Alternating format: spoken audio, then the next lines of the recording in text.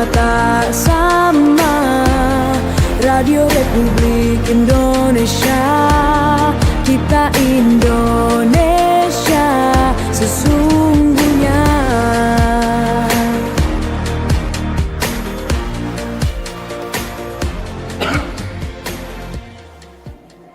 Selamat pagi pendengar Pro 1 dimanapun Anda berada, senang sekali pagi ini kita lanjutkan untuk Kawan 2 pagi ini pendengar dengan forum Kawan 2. Topiknya masih sama, masih sejak tadi pagi kita sudah membahas terkait dengan Satgas Anti Premanisme, langkah tegas pemerintah dalam menanggulangi aksi premanisme khususnya di Sulawesi Utara pendengar. Walaupun juga untuk Satgas Anti Premanisme ini seperti yang sudah Anda ikuti dari awal, ini hampir di seluruh negara kesatuan Republik Indonesia ada, hampir setiap Polda ada pembentukan Satgas Anti Premanisme ini. Pagi ini Forum Kono bersama saya Steve Kolibu, pastinya kita akan membahas ini berkaitan dengan topik kita pagi ini bersama narasumber-narasumber yang sudah hadir pagi ini di Studio Pro 1. Selamat pagi, ini saya sapa dulu, ini ada Kasubdit Jatan Ras Polda Sulawesi Utara Bapak Rido Doli Christian SISK MAP. Selamat pagi Pak Rido. Terima kasih untuk waktunya dan juga bisa berdialog bersama RRI Pro 1 dan juga nanti ada pertanyaan mungkin dari pendengar-pendengar kita akan kita tampung. Selanjutnya juga di samping kanan saya ada Pendeta Hani Panto STA selaku pagi ini tokoh toleransi beragama. Pak Pendeta selamat pagi. Dan juga ada tokoh masyarakat Pak Berti Alan Lumempo juga, selamat pagi Pak untuk waktunya. Ya, terima kasih sekali lagi. Dan untuk Anda pendengar, nanti Anda bisa berinteraksi bersama kami melalui line telepon, WhatsApp, ataupun juga di live streaming kami di YouTube channel RRI Manado, bisa Anda saksikan sekarang juga. Dan untuk nomor teleponnya bisa di 082195835080. Terkait dengan Satgas Anti Premanisme ini, kalau kita ikuti tadi juga di program acara sebelumnya itu ada opini publik, banyak masyarakat yang kemudian berharap dengan adanya Satgas ini tingkat kriminalitas dan juga premanisme di Sulawesi Utara itu bisa berkurang. Tapi saya ingin bertanya ke Pak Rido, sebenarnya ini bagaimana, apa urgensinya sehingga dibuat Satgas Anti Premanisme ini Pak Rido? Baik, terima kasih Pak. Satgas Premanisme ini sebenarnya program dari pusat. Ya, boleh agak sedikit mendekat ke mic Pak. Ya. Ada operasi kepolisian yang tujuannya adalah untuk memberikan rasa aman kepada masyarakat. Yang kedua, mendukung iklim investasi. Ya, kita ketahui bersama bahwasanya premanisme ini terkadang mengganggu sistem investasi di negara kita, sehingga perlu adanya suatu operasi kepolisian guna menekan tingkat premanisme, tingkat kejahatan, sehingga menimbulkan iklim investasi yang baik. Oke, jadi intinya kalau aman, banyak investor yang tertarik untuk berinvestasi di Indonesia, khususnya di Sulawesi Utara ya Pak ya. Kalau Satgas Anti Premanisme, misalkan kalau satuan tugas itu ada terdiri dari beberapa unsur. Kalau ini pure dari kepolisian atau juga melibatkan unsur-unsur lain Pak Rido? Ya, di kepolisian sendiri dia ada beberapa satgas, subsatgas, subsatgas itu ada subsatgas pencegahan, subsatgas penindakan, dan subsatgas deteksi.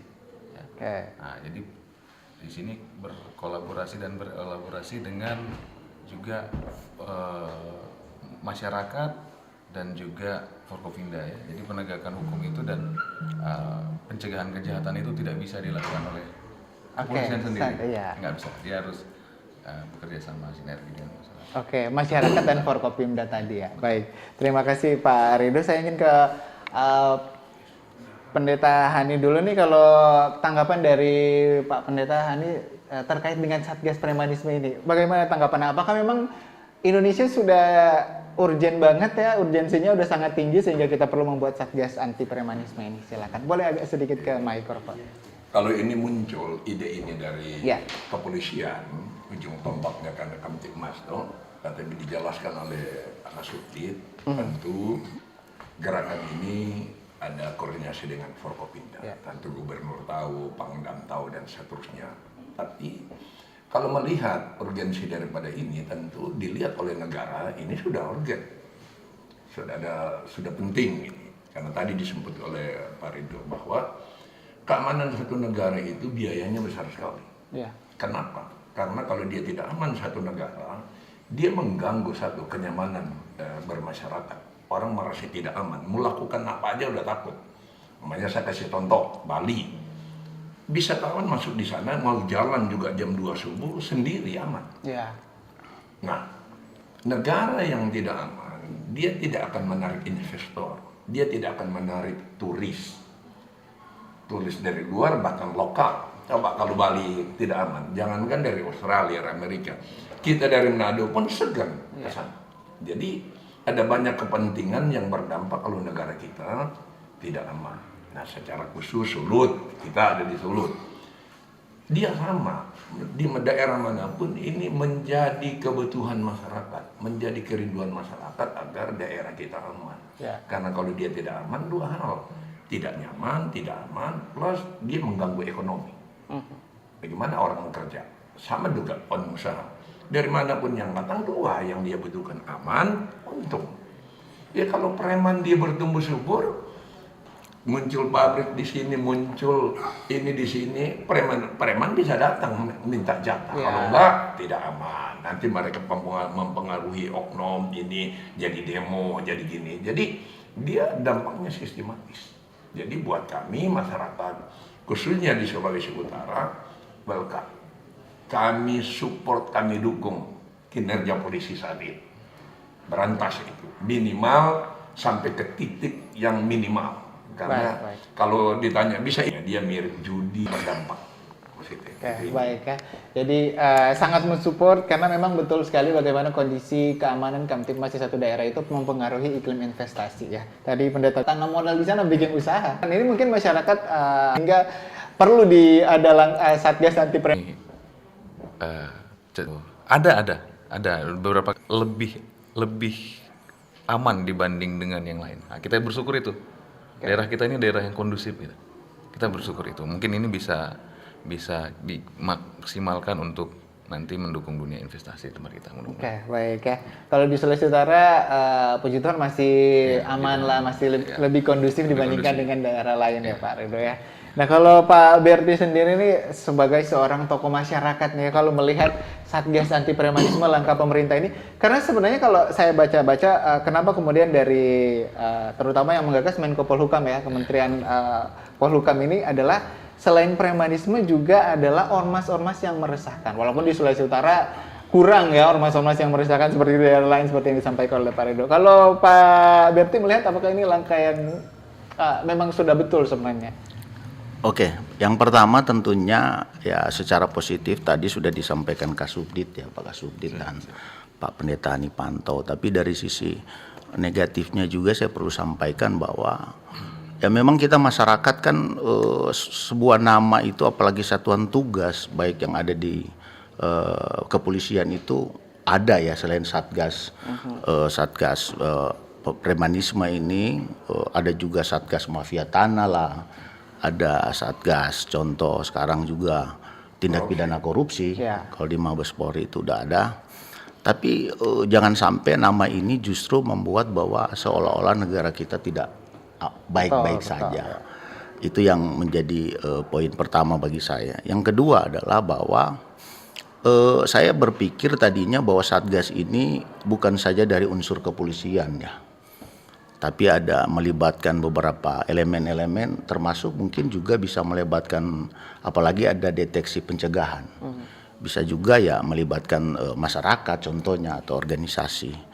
Artinya apa ketika ini dari unsur kepolisian kan itu jadi pertanyaan bagi saya mungkin juga bahwa apakah kurang maksimal fungsi kepolisian yang ada sebelumnya. Kan kita punya unit-unit ya katakanlah di reskrim ya. Kalau soal deteksi itu kan ada di Intel, di Subdit Intel misalnya. Nah itu yang jadi pertanyaan kan, apakah ini nama ini cuma semacam sebuah proyek? Minta maaf saya mesti katakan, karena kan pasti ada konsekuensi anggaran di sini. Yang dibutuhkan masyarakat adalah sejauh mana bahwa Satgas ini dibentuk, tapi kita melihat kualitasnya penanganan. Jangan juga masyarakat kan masih mengeluhkan, masih banyak aksi-aksi mafia tanah yang terjadi khususnya misalnya di Sulawesi Utara. Jadi jangan sampai saja sehingga membentuklah nama ini. Dan yang sebelum ada nama Satgas. Dan ketiga itu tadi bahwa ya kita butuh lihat aksinya. Justru jangan sampai ketika ada Satgas, lah premanisme tambah jadi. Contoh, kita bicara korupsi ya, semakin banyak ini tim-tim korupsi, tapi korupsi semakin banyak tuh. Lembaga ada banyak, seperti itu. Jangan sampai itu yang akan jadi impactnya ke situ. Itu seperti itu. Korupsi itu karena memang negara kita urgensinya untuk korupsi itu dari setiap rank di seluruh dunia, Indonesia selalu masuk yang posisi yang lumayan tinggi lah ya. Apakah memang takutnya seperti disampaikan oleh Pak Berti justru ada indikasi negatif. Oh, berarti Indonesia darurat premanisme dong nih Pak Ridho, atau bisa menanggapi juga apa yang disampaikan oleh Pak Berti tadi.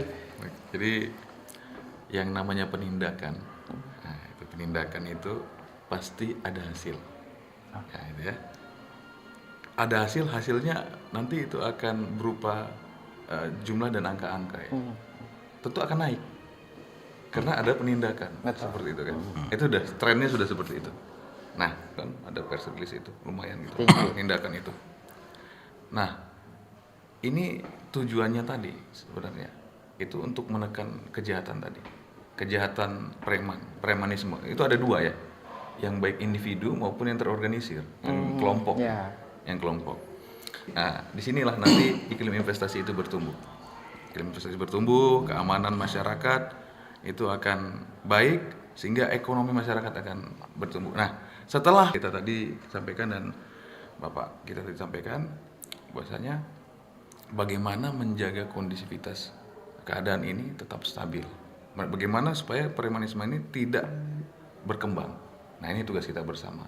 Tugas kita bersama nanti ini yang perlu mungkin yang perlu dijaga sehingga nanti tidak ibarat kata apa itu Pak? Panas kita jaga secara bersama-sama. Nah, di sini perannya bahwasanya keamanan itu, security itu polisian di sana untuk menciptakan situasi yang itu.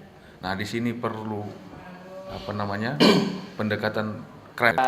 Ridho, ada satu lagi polisi.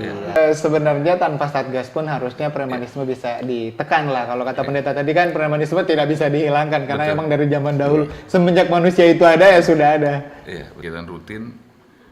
Melihat tren di dalam tahun ini kan premanisme agak naik nih. Oh, berarti perlu kegiatan rutin yang ditingkatkan. Nah, kegiatan ekstra. Kalau di polisi namanya kegiatan rutin KRYD, kegiatan rutin yang ditingkatkan. Jadi ini rutin kegiatan ini sebenarnya, tapi ditingkatkan ininya baik personil, target operasi, intensitasnya. Tujuannya apa? Untuk menekan tren kejahatan tadi. Nah itu. Nah inilah sama perlu ganggu berdampak sekali. Investor kabur, karyawannya mau kerja apa? PHK.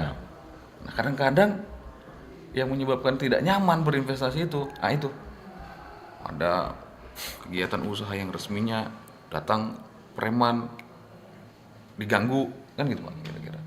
Akhirnya terganggu. Nah, tujuannya di sana sebenarnya supaya untuk menjamin. Indikatornya berhasil atau tidak? Memang berhasil untuk Satgas anti premanisme ini ya. Baik. Sebelum kita jeda pendengar, saya ingatkan Anda setelah ini masih bisa mengikuti untuk forum kawan dan bisa bergabung bersama kami juga di 082195835080. Line WhatsApp sudah bisa RRI Manado, jangan lupa di-subscribe dan tetap bersama kami di forum kawan. 92,1 Pro 2 untuk teman terbaik kamu. Kita bacain dulu postingan teman Pro 2. Kali ini ada Mariana yang katanya pengen titip salam diperjuangkan ya. Oui, allô, excusez-moi. Je suis dehors. Ada Mariana yang katanya pengen titip salam buat Mbak Nur yang lagi di Paris. Wah, Mar, aku krungu lo salamu. Matur nuwun lo, tombo kangen. Tak kirimi salam balik neng TikTok ya. Samo-samo.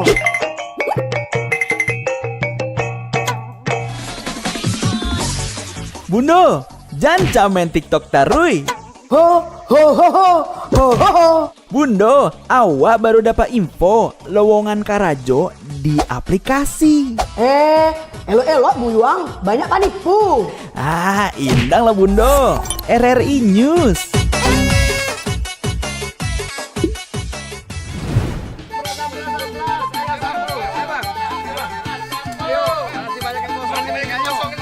Ayo, ayo kakak.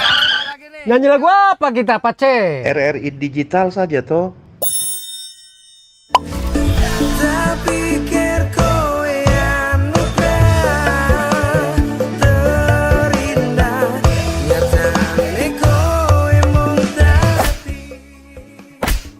Paten kali lagu campur sari ini. Sesekali jazz lah. Linda, semangat ya manggungnya. Iya dong, kan mau manggung di komunitas.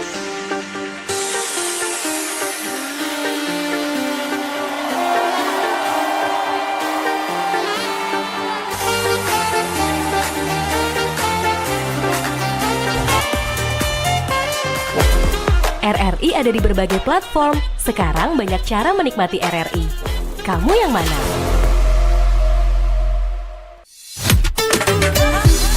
Kanal informasi dan inspirasi Pro1. Penanggulangan aksi sekarang di 08219588 ini sebagai tokoh toleransi beragama juga.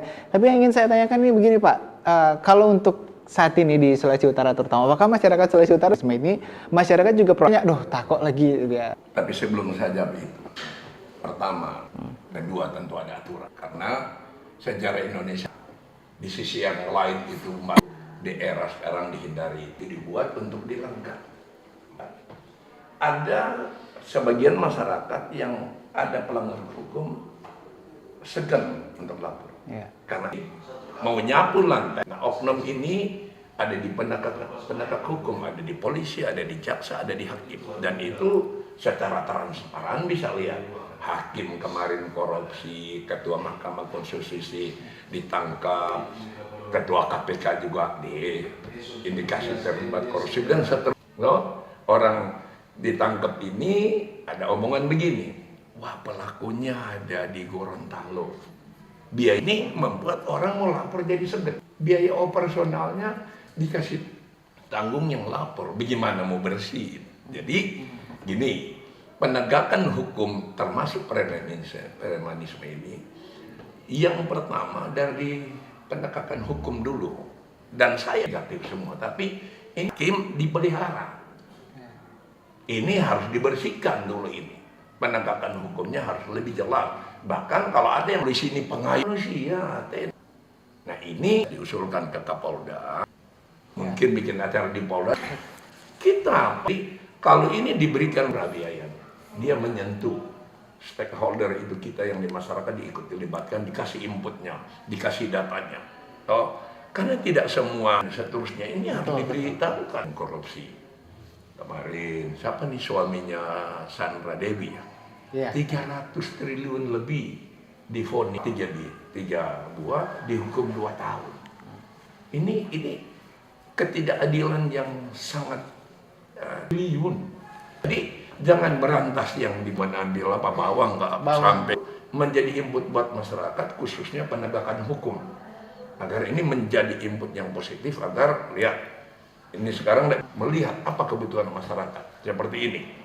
Kita harus memberikan apresiasi kepada polisi untuk bikin satgas premanisme ini. Tetapi dia harus jangan sampai ada istilah begini. Hukum kita tajam ke bawah kepada masyarakat yang dalam tanda kutip tumpul. Nah, ini input buat ke atas. Ya? Untuk para penegak hukum ya. Iya, ini juga penting karena di dalam masih banyak oknum preman yang berpakaian begini, oknum loh. Oknum. Jadi jangan sampai lo nih hidup polisi itu jangan ini oknum. Karena zaman sosial media cepat sekali. Di lapangan seperti apa dan apakah untuk Satgas anti premanisme di Sulawesi Utara sudah mulai berjalan ini Pak Rido? Ya baik. Kita nggak usah bahas profesinya apa gitu. Di tempat ibadah aja. Ya. Namun tapi oknum ya Pak. Namun kalau kita zaman handphone tidak pakai WhatsApp ya Pak ya. Masih handphone biasa. Gitu. Telepon SMS sampai dengan itu udah kelihatan sih sebenarnya. Yang besar-besar juga banyak kasus besar yang ditindak ya. Anggota sendiri kalau salah keadaan yang tidak bisa ditutup-tutupi lagi. Itu keterbukaan publik itu sudah menjadi suatu keniscayaan. Itu dia. Terus terkait dengan apakah sudah TMT operasi? Yang enggan melapor nanti seperti itu juga ya karena itu mungkin Itu sudah menjadi tugas kita. Sampaikan juga bahwasanya sudah ada peningkatan ya. Ini untuk polisi. Begitu ya, polisi profesional. Memang kacamata mana kan memberikan penghargaan ke oknum ya. Ataupun semakin tegas penegakan hukum, itu pasti ada oknum yang bermain. Karena kan ada ketakutan dari orang-orang ya, katakanlah penjahat berdasi. Itu ada mainan-mainan pasti dari oknum untuk supaya posisi tawarnya lebih tinggi. Itu kan DP persoalan. Nilainya jadi bertambah. Itu seperti itu. Ada juga masyarakat yang beranggapan, aduh mau lapor dia, DP backingan dong. Juga Pak Kasubdit juga sering kenal terkait hal Pak Kapolri, Pak Presiden kita selalu mengultimatum para penegak hukum untuk bekerja memang. Oh iya, tentunya begitu. Ada gangguan-gangguan atau ada yang meresahkan. Kita terima penelpon dulu ini. Sepertinya pendengar kami sudah tidak sabar untuk bisa berinteraksi. Di mana? Dari Manado. Pencegahan ya, anti. Dan juga sependapat dengan apa yang disampaikan oleh Pak Dirjen Menko. Betul. Harus ditingkatkan saja di kepolisian. Peran polisi kan itu untuk keamanan dan kenyamanan masyarakat, wajib untuk melapor atau selalu cepat gitu. Tidak perlu lagi harus ada satgas. Sekarang sudah banyak satgas. Justru yang kita takutkan sekarang preman-preman berdasi kantoran. Oke, baik. Karena mereka mengambil masyarakat rakyat. Dan berikut begini, biasanya preman ada akal intelektualnya, otaknya itu mungkin hanya dipantau melalui, sekarang kan sudah canggih kan, ke sana ke sini, ke sana kemari. Jadi sebagai masyarakat tidak perlu lagi, karena itu keuangan lagi kan. Sekarang kan kita esensi anggaran Pak. Jadi ketika kita mendukung, ketika polisi itu memang bergerak cepat. Baik, Ferdi. Mungkin itu saja, nanti dilengkapi oleh teman-teman yang lain. Terima kasih Ferdi Cliff di saja. Satgas Anti Premanisme di 082195835080. Forum Kono, selamat pagi. Di belakangnya Ferdi Cliff. Halo, yang selalu berpatroli remaja. Dan kalau kami di Bitung itu juga banyak juga anak-anak Bitung juga tersalur dorante pangan reli itu kalau dia. Baru kedua, kami masyarakat meminta hukum itu ditegakkan dan hukum tidak boleh menembak anggotanya. Hukum cuma rendah sekali. Jadi inilah hukum itu harus adil, jangan tembang pilih. Baik, Pak Jeffrey, terima kasih Pak Jeffrey dari Bitung. Selamat pagi. Dua penelpon saja kita baca yang sudah bergabung di line WhatsApp ini. Selamat pagi, live RRI, berarti dari live streaming kami di YouTube ya. Saya David dari Manado. Shalom, assalamualaikum. Saya ingin membahas mengenai ormas-ormas radikal di beberapa tempat di Pulau Jawa. Sepertinya negara takut kepada premanisme atau dalam tanda kurung ormas radikal. Bagaimana tanggapan Pendeta Han dan juga Bapak Berti soal ini? Terima kasih. Baik, terima kasih. Sudah ada 3 ini. Boleh ditanggapi juga oleh ketiga narasumber kami. Kalau saya simpulkan ada beberapa yang sama sebenarnya. Kalau dari Ferdi Cliff tadi, sebenarnya tidak perlu katanya ditingkatkan saja untuk tugas-tugas dari kepolisian. Kemudian juga kalau Pak Jeffrey justru malah mendukung ini. Dan ada beberapa saran-saran juga mungkin kepada pemerintah Kota Bitung untuk disiapkan tempat, terus juga sudah menyita beberapa knalpot brong itu di sana ya. Dan juga pertanyaan yang masuk di line WhatsApp boleh ditampilkan lagi pertanyaan di WhatsApp tadi. Silakan Pak Rido bisa ditanggapi apa yang sudah masuk pagi ini. Terima kasih. Tadi kalau kita bicara sisi anggaran, dia sudah menggunakan anggaran itu. Cuman kegiatannya yang harus ditingkatkan gitu, ditingkatkan dalam artian supaya maksimal. Dengan ini yang terbatas, bagaimana hasilnya maksimal? Kan begitu kira-kira. Itu. Yang kedua tadi mengenai aktor intelektual ya. Ya, memang itu kejahatan premanisme ini ada 2 dia. Individu sebagai premanisme dan premanisme yang berkelompok. Terorganisir. Nah, ini banyak dilakukan, ditindak banyak. Contohnya yang kita bicara preman ini, yang suka malah ini tertangkap di Pekanbaru. Memang harus dilakukan upaya. Memang nggak bisa. Berdaulat itu teori itu mengatakan begini. Apabila terjadi pembiaran kemudian masyarakat kompromis terjadi di tempat kita. Oke, baik. Jadi kita stop menormalisasi kegiatan-kegiatan premanisme ya, mulai dari lingkungan kita yang terkecil. Ya, yang kedua, Pak Jeffrey tadi ya, terima kasih Pak. Tadi ada kejahatan anak-anak ini ya, juvenile crimes. Ya, ini kejahatan anak-anak ini memang banyak juga di sini. Saya kemarin ada tanganin beberapa yang apa itu namanya, tawuran panah wayar, panah wayar ya. Anak di bawah umur kan, ini anak di bawah umur bagaimana ini? Terpaksa mau dilakukan tindakan keras nggak bisa ini anak di bawah umur ya, harus pendekatannya harus memang betul yang sekarang ini. Anak itu adalah investasi masa depan, jadi perlu kesadaran orang tua gitu. Kalau polisi saja, tokoh masyarakat, tokoh agama mungkin di gereja Pak ya, di gereja, di musola, di masjid begitu, untuk menghimbau ini gitu. Tapi kemarin pasca kita lakukan penindakan dan juga ini kepada masyarakat di sana di mana. Oke, baik ya. Terima kasih Pak Pendeta Hani menanggapi apa yang disampaikan, dan juga ada yang dari David dari Manado ini juga. Spesifik mengatakan Pak Pendeta dan juga Pak Berti yang harus menanggapi ini. Ya. Apa yang dibahas ini sangat positif, dampak preman, narkoba, korupsi. Saya akan ambil kesimpulan begini. Adalah penegakan hukum yang bermasalah di negara kita. Tadi yang dikatakan ada kejahatan atau pelanggaran hukum yang terjadi pembiaran. Contoh yang saya bilang tadi, terkesan di masyarakat hukum kita ini sudah jelas, sudah baik bahwa tumbuh kepada rumah, tapi dia tumbuh kepada mayoritas, kepada orang banyak. Nah ini yang disampaikan tadi. Terkesan ada penutupan tempat ibadah, pembakaran tempat ibadah, terkesan penegakan hukumnya tidak keras ke sana. Bahkan terkesan terjadi pembiaran. Dia tidak berulang karena ada orang-orang berpikir kalau rame, kalau banyak nggak bisa ditangkap. Ini yang harus ditangkap. Karena apa? Ini soal tempat ibadah, undangan, huruf E dan seterusnya. Itu berarti faktanya di Indonesia masih disuruh bubar. Nah ini yang harus dengan medsos yang begitu luar biasa. Ini negara harus hadir agar apa itu yang saya bilang. Hanya ditekan seminimal mungkin agar jangan berdampak negatif. Nah, harus dimulai dari atas yang tadi. Yang korupsi yang besar-besar kok hukumannya 2 tahun. Di TV juga masih senyum-senyum angkat. Namanya contoh. Ada ketua partai yang ada di Bandung di Sukamiskin, di foto lagi makan di nasi padang. Ada yang duitnya banyak bahkan bisa nonton bola, nonton gol. Ada dia preman di pasar ini, tangkap aja hilang udah.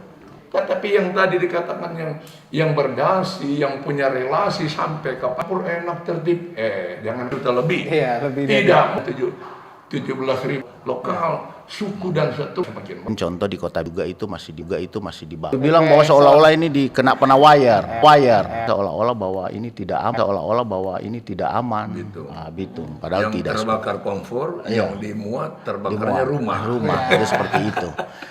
Pelanggaran HAM, namanya kemudian juga saya sering membiarkan masyarakat itu jadi korban kejahatan.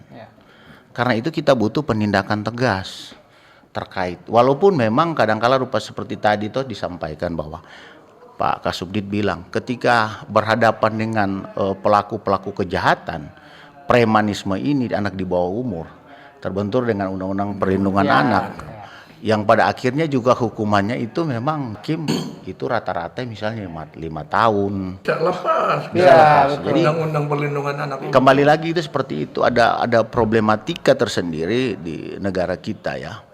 Itu baru yang kedua terkait tadi mengatakan bahwa ada ormas-ormas radikal ya. Tinggal ini bagaimana berharap bahwa hal-hal tersebut jangan terulang lagi dan ya karena ini kan juga mencoreng dunia investasi nanti. Betul. Yang pengaruhnya memberikan masukan sebaiknya karena ini ada unit deteksi ya Pak Kasubdit ya, sering-sering lah kita itu seperti itu. Dan kenapa dia bisa jadi preman? Nah ini kan tidak bisa ditangani oleh pihak kepolisian sendiri. Apalagi tujuannya dalam rangka investasi ini kita mau supaya dapat investasi yang banyak, ya. meningkatkan perekonomian kota khususnya di daerah yang kita cintai. Dengan adanya Satgas Anti Premanisme yang dibuat oleh pemerintah. Ya, harapan saya ini momentum ini terbentuk Satgas Premanisme itu pada dampak kami itu biasalah. Ini terakhir Pak. Terima kasih. Mungkin dari saya sedikit. Kita bagaimana caranya kita menjaga kota yang kita cintai ini bersama-sama ya. Kota yang diberkati, Manado ini kota yang diberkati. Kata Bapak Pendeta dan Bapak kita.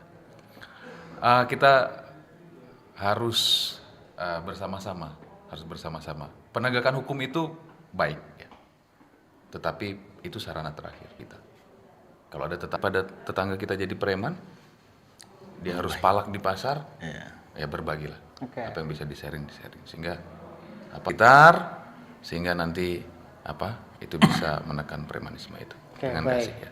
Terima kasih Pak Rido. Berarti sama berarti ya nanti biar lebih kenal sama lingkungan terkecil ini boleh sama Pak Pendeta Hani, Pak Berti biar lebih kenal katanya terhadap bagaimana sebenarnya kondisi masyarakat kita. Terima kasih sekali lagi untuk Bapak-bapak narasumber kita pagi hari ini. Terima kasih juga untuk Anda pendengar. Mohon maaf untuk beberapa pertanyaan ataupun juga line telepon yang belum bisa kami angkat. Untuk kami Anda masih bisa menyaksikannya melalui akun YouTube kami di channel RRI Manado. Jangan lupa untuk di-subscribe. Saya Steve Kalibu mewakili seluruh kerabat kerja yang bertugas pagi ini mengucapkan Jangan pernah terpecah belah. Radio Republik Indonesia kita